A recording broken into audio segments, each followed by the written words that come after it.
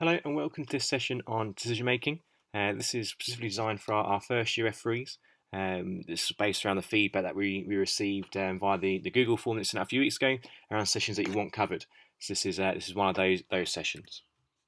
So in terms of what we're going to be covering today, so we're looking at a refresher of the three types of offences that you would have learnt back on your referee course. We're going to sort of highlight what those three are again, but also looking at a reminder of the four basic steps that inform decision making. Again, yeah, this would have been covered on your referee course.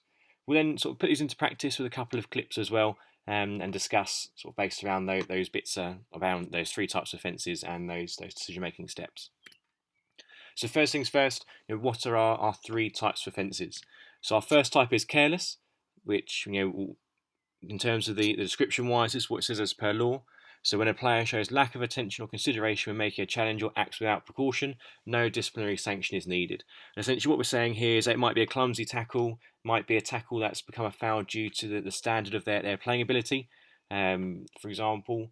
So just in general, accidental, didn't mean to hurt anyone, probably gone for the ball, but more down to lack of skill level than sort of any malicious meaning behind it. We've then got reckless, so our yellow card offences, and as per law, it says when a player acts with disregard to danger to or consequences for an opponent must be cautioned. So essentially, what they're saying here is if a player goes in to make a tackle and is unsafe, it doesn't go in to hurt the player, but doesn't think about the consequences that could come as a result of that tackle to the opponent or themselves. So a little bit of player safety to be sort of taken into consideration here, but we're not looking at endangering the safety of an opponent. We're just looking at disregard for what happens to that opponent. We've then got finally excessive force, our red card offences, and when a player exceeds the necessary use of force and/or endangers the safety of an opponent, must be sent off. So this is where they know they're going to hurt the player, they're not in control of their body, and that they obviously commit the foul from there. So again, endangering the safety of the opponent is a real key thing from here. So notice how on all of these three descriptions, there's nothing in there around it says leaving the floor or 2 feet or studs up. None of that's in here, and that's because those are not sort of to a certain extent sort of things that we judge these three types of offences around. But we'll touch on one or two of those a little bit later on. We've then got the decision making process, which is split up into four main sort of parts. So the first one is C. So this is around seeing the incident essentially. So fitness, you've got to make sure you're fit enough to get into the right viewing positions to see whatever the offence might be. Think about drop zones, so goal kicks, corner kicks, throw-ins, drop kicks, that sort of stuff. Where that ball is going to land, you've got to be aware of where those drop zones are. Trailing eye, so looking at making sure you've essentially got play within your vision the whole time. So the ball might be played forwards, but it's going to make sure that you've got an eye on that sort of player that's played the ball whilst the ball is in place, and if any fouls do occur on that player, you can see it all. And then reading, anticipating play, which is very hard, particularly at the level that you operate within grassroots football, where sometimes players can't even anticipate the play themselves. You'll find a ball just hoof long, and it could be a bit of a surprise that it's gone there. So it's a bit hard for you to do this. However, as you get to the higher levels, start to read play and think about, okay, where's the ball going to go? So you can then judge where that's going to go yourself, and you can move into that position to get the best view possible. We've then got recognise, to recognise message from players. So sometimes, not all the time, but sometimes players can tell you what the offence is just by their reaction. Thinking about the speed of the challenge, so looking at how fast that foul, that tackle rather, has occurred, but also is that tackle a fair tackle or a foul tackle. Looking at think as the next phase, so we've seen the offence, we've recognised what it is, and now we need to think. So take your time. It's one thing which people always forget about in terms of the amount of time that you have to think about stuff. So take your time. Consider the severity of the challenge. So this links back to our careless, reckless, excessive force. So think about how severe that challenge is. The next phase of play. So is it going to be a shot on goal next? Is it going to be kicked back to the goalkeeper? What's going to happen next? Credibility. So think about your own credibility. So if you've given the foul from 40 yards away, are you credible in giving that decision? The answer to that is no. But similarly, if you're 1 yard away, as we'll see later on, are you credible in giving that decision? Probably not as well. So it's about finding that middle ground. And then your control. So thinking about, we'll touch on it one of the clips later on, but if you were to give a foul and then send the player off, how will that impact your match control? Similarly, if you caution that player, how will that impact your match control? and even even again, if you don't give any action whatsoever, how is that going to impact your match control of that game? And then finally, act. So this is the actions that you'll take as the referee. So it's going to be using your whistle, using your arms, ideally using your voice as well. So this is certainly something which the younger referees struggle with at first. Having that confidence to use their voice, but again, try and use that as early on as you possibly can. Calm approach. So don't want to be flustered and sort of taking the emotion of the situation onto yourself. You want to be approaching it in a calm manner. Confidence, again, it's a tough thing to master when you're young, having that confidence to give those decisions. But at the end of the day, as long as you're correct in your application of law, no one can really question it. So we've got some clips, and we're going to refer back to those 4 points as we go through them. So here's clip number 1.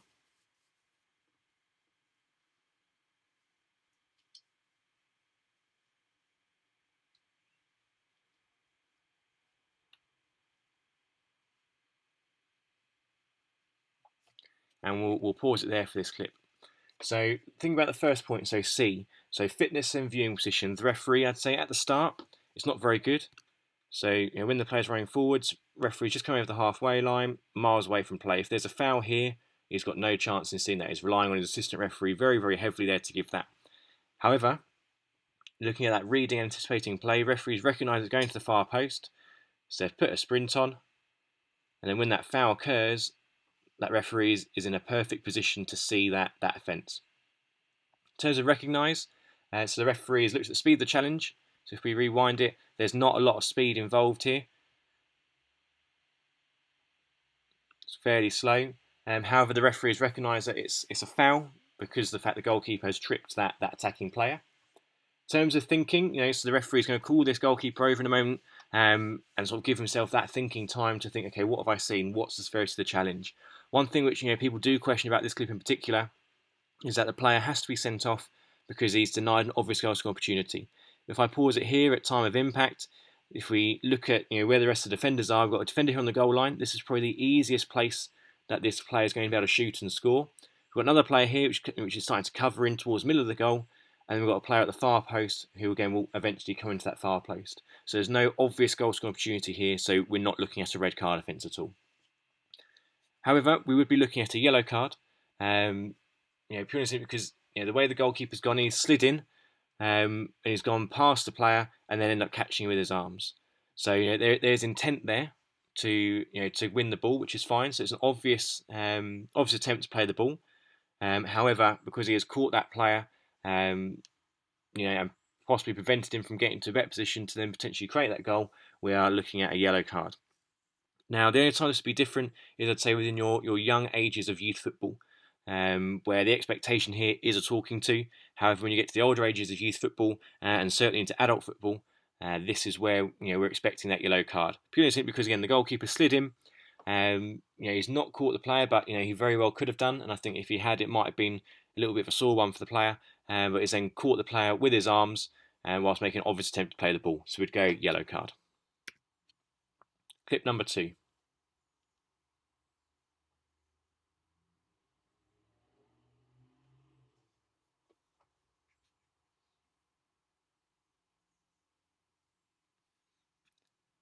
So we'll just go back a little bit and we'll play from here.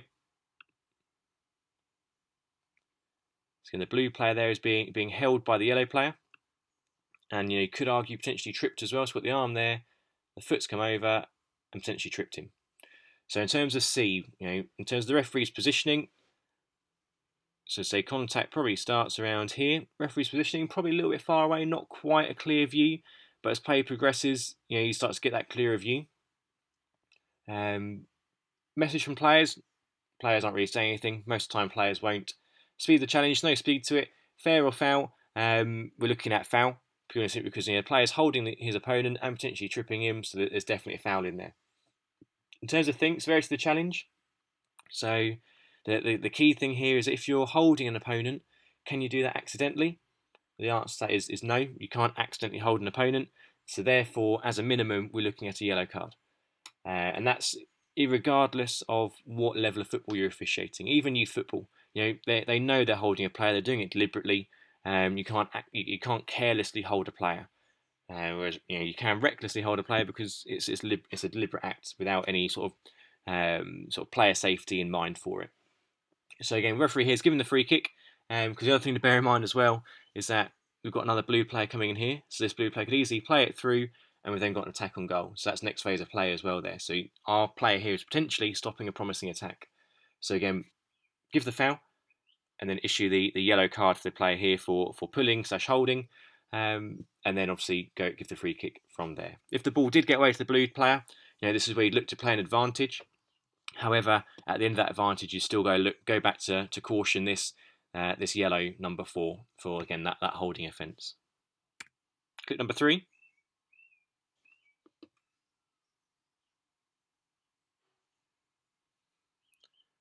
So again, fairly similar. So we'll play it back. Fairly similar to the previous clip. Players deliberately pulling the player back. So therefore, again, it's very, very similar to the previous one. The referee's got a good view of the situation. So when the foul comes in, he's near enough unobstructed. But again, we're just going to skip straight to the act part and the fact there should be a caution, purely and simply because, again, you can't accidentally hold a player. And this player here, he's put some force into it, so he's holding him here, not a problem here. But then he pulls him back. As you can see, that right-hand arm coming back, so he's pulled him, which then caused that player to go down. So again, we'd definitely be looking at a yellow card here. Next clip.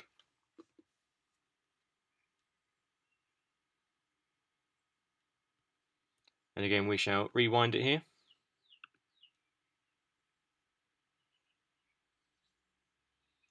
Okay, interesting clip. So if we look back to the start, so I'm going to freeze it at point of contact, as this will help break down those 4 stages. So point of contact here. So fitness viewing position. Referee's obviously very fit to be kept up with play. However, viewing position, what angle has that referee got? Next to none. So what we're saying in this clip here, in terms of viewing position, the referee should probably be a bit further back here. Because at the moment it's probably maybe 1 yard at the max away from that. Which came back here, he's probably looking at more like 7, 8, 9 yards. So again, not more sort of clearer view on the offence, which is at the end of the day why this tackle was missed, because the referee was way too close to the ball. So obviously the next one here is irrelevant in terms of recognised fair or foul. Obviously the referee's deemed it fair in this occasion. However, looking back at the clip, we can definitely tell it's a foul tackle. It's fair to the challenge. Players left the floor.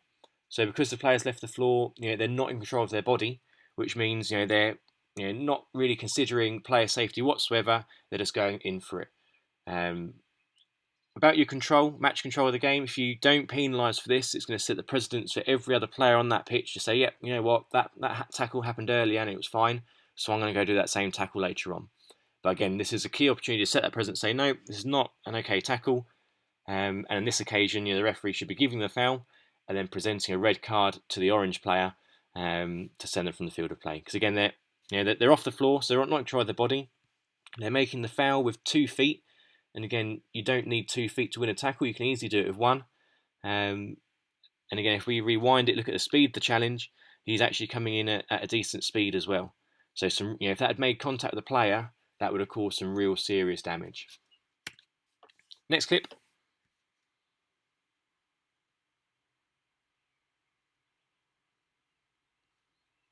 And we'll rewind that there. Okay, so let's break it down again. So point of impact. So I suppose this is the first foul in theory of the pull. And there's the actual foul. So in terms of fitness and viewing position, referee's in a good position. You can see the tackle quite well. Reading anticipation of play is good because the referee has then played advantage, which hasn't come to fruition. So you'd hope the referee's then pulled it back for a foul. In terms of recognition, so speed the challenge, not too much speed in it. Fair or foul, the referee has obviously deemed it's a foul. And then given the free kick accordingly. So looking at that think section, so it's fair to the challenge. This is where I think this very much depends on the game. In that, I think if you've had a high temperature game and nothing's really happened, if you've had a high temperature game and things have happened, then you could very easily justify a red card here. because the player's made contact quite high up his foot, just below the knee. So again, can you win the ball when you're tackling that high up? The answer to that is obviously no. So definitely a consideration there, because then that sets precedent fact saying you're not happy, you're still keeping control of this game by issuing these high severity cards. However, I'd say if there's nothing much going on in the game, no one's really doing much, players are quite well behaved, you could justify a caution here. Purely simply because I think it's more late than anything else. So if we play it back, he's gone in to make the tackle. I'd say it's definitely reckless because he's going in without real concern for player safety, but it's not going to hurt the player. So again, I think if nothing was really happening in that game, you could sell that caution as well. So again, this is where reading the game and understanding the game really helps your decision-making process. So if it's a high-temperature game, go for the red. If it's a fairly low-temperature game, go for the yellow. Next clip.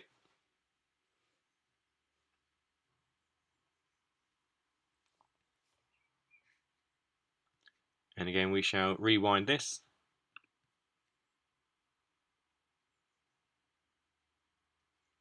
Perfect. So in terms of the first part, C, fitness viewing angle. So at the point of impact, our referee's got no view on this whatsoever. So if you look, the red number 6 is red number 4 rather is blocking that referee. So the referee's got no chance in seeing if this is a foul. So in terms of fair or foul, speed. Well, speed is the challenge first of all. He's coming at speed. That's for sure. He's coming a little bit of speed to it. Message from players is the fact they're not happy. But other than that, it's not too much more. Fair or foul, referees judge it to be a foul. In terms of the thinking side, it's fair to the challenge. So in this clip in particular, the referee has deemed it to be a yellow card offence because he's gone in, he's caught the player, and obviously not won the ball as a result of it. Credibility-wise, again, no real credibility to be given this because he's not seen it. And I can tell you from fact that this referee has given the caution for this offence purely and simply based on that player reaction. So the players have, in terms of reaction of the players, they've said it's a caution. So the referee thought, well, I've not seen it. All the players are saying caution. He's given a caution, and then all the players have been happy with that decision. However, as we can see from this particular freeze frame, our red player here is making contact probably just below the knee, half out the shin, and above the ball. So again, thinking back to excessive force, can you win the ball if the ball is underneath your foot? The answer to that is no. If you're going above the ball to win the ball rather, you're not going to win that ball. You're going to get that player all day long. So again, using excessive force there. He slid in as well at speed from a good distance. So he's probably travelled a couple of yards and slid in, and he's made a fair bit of impact with that player. So that top foot's made impact, but then that bottom foot's also taken him. So really big tackle. So what we're expecting here, is endangered player safety by having his foot so high up. Could have caused injury to his knee, for example. He slid in at pace and has then made impact with that player without actually winning the ball at all. So expectation here would be a red card.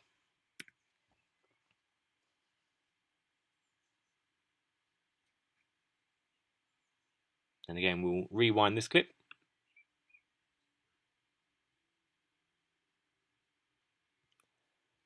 Perfect. So this one here, in terms of fitness, so viewing positions. So when the foul goes in, don't know about you, but I can't see our referee whatsoever. So in terms of viewing angles, he's got nothing. However, the thing to bear in mind with this game in particular, there are neutrally qualified assistant referees on the lines. So we'd have an assistant referee down here where the expectation would be the assistant referee would be coming in to give those fouls. However, we'd be expecting our referee to probably be about here with this sort of tackle.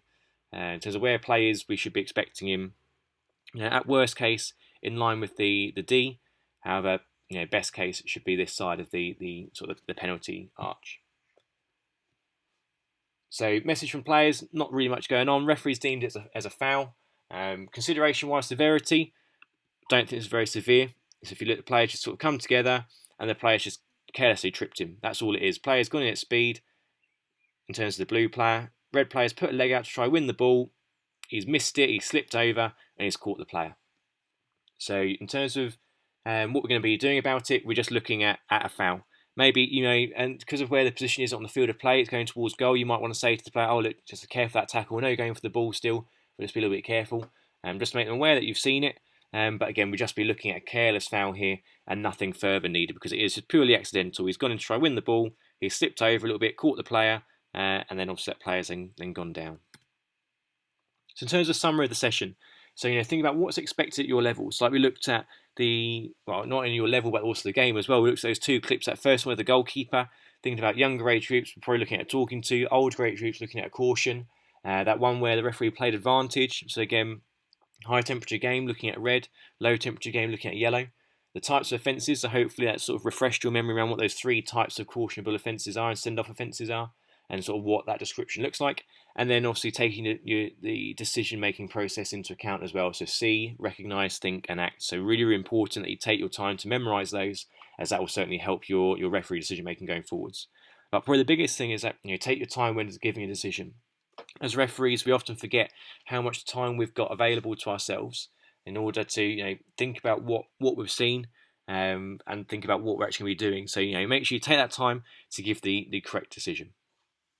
So hopefully you've enjoyed the session. It's been of use to you. Again, if there's any other sessions that you feel as a first-year referee you'd like to see to help develop you as a match official, please drop myself an email, and I can then look to try and put some sort of material together and then share it either as a live session or a recording such as this. Again, if you've got any questions, please let us know, and I hope you look forward to the start of the season whenever that might be.